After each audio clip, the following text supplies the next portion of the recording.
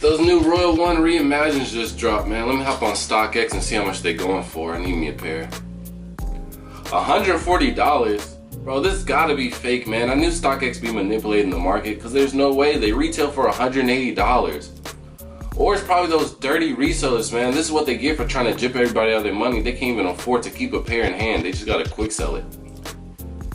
With a lot of shoes coming out and going on sale recently, I thought this would be a perfect time to bring up this subject because I see it a lot all over the internet. And people always wonder, how does this go under retail and why would people even put it under there? And who's to blame for it? Is it Stockx manipulating the market, or is it just broke resellers who just can't keep a pair on hand? Well, the fun fact is, it's neither one of them, and it's somebody that you at least expect the most. So I'm gonna get straight into it and I'm gonna explain it all for you in this video right here. So with that being said, let's get into it. Okay, so who's the real culprit here? Who's manipulating the market? Well, it's sad to say, but in reality, it's our local retailers. The people that are selling us these shoes to begin with. Well, supposedly selling us these shoes.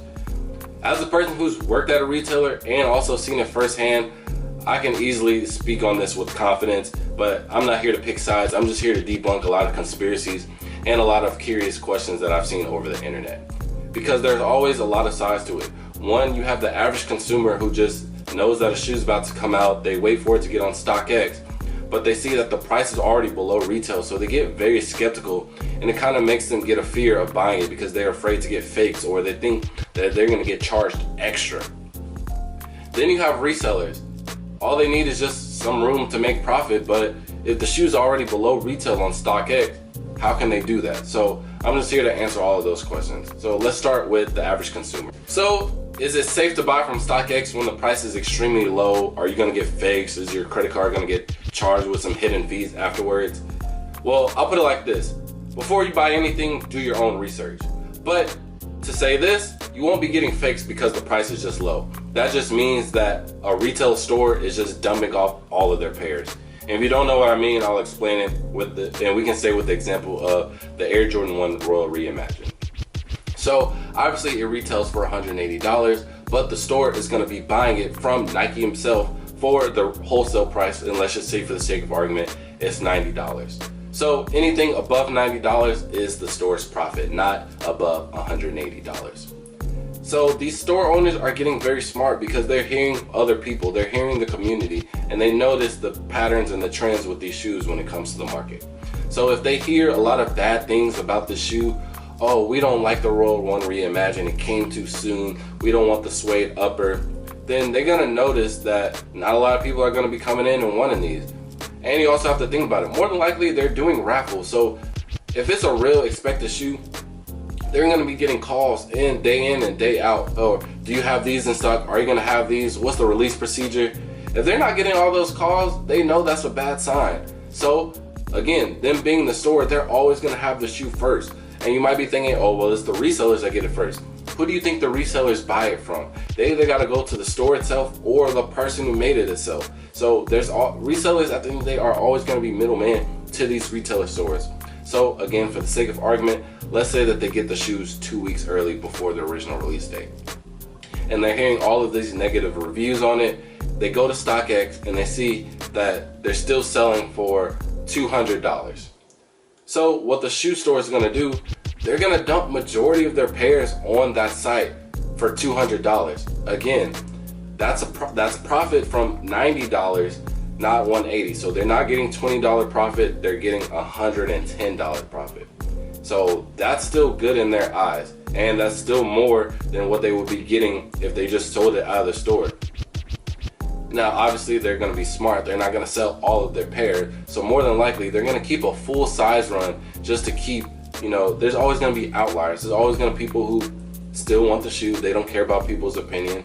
And then you just have the day-to-day person who just might walk in the shoe store and be like, oh, well, I heard something on the internet about these new blue shoes coming out. Do y'all have those? And if they start to do research and be like, oh, well, if nobody wants them, how are they already sold out and the shoe store just opened? So obviously they're going to be smart about it and keep a whole size run. But again, if they got 50 pairs and they only needed to keep 12, that's what, 38 pairs? So that's 38 pairs dropping on StockX all at once. And what happens when that? They're taking all the highest bids. So the only thing that's making that do is make the price go lower and lower and lower. So you're not getting fakes, you're just getting a really good deal, and you should actually be happy for it because there's nothing skeptical going on except with the shoe store. Now you also might be thinking, well, why don't they just put it on sale at the shoe store and still have all of their customers be satisfied? Well, you got to think about it.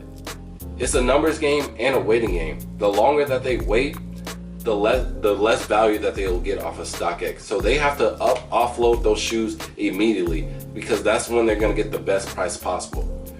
With them putting it on sale in their store, you can't just receive a shoe in your store and then automatically put it on sale because you assume that it's not going to do good.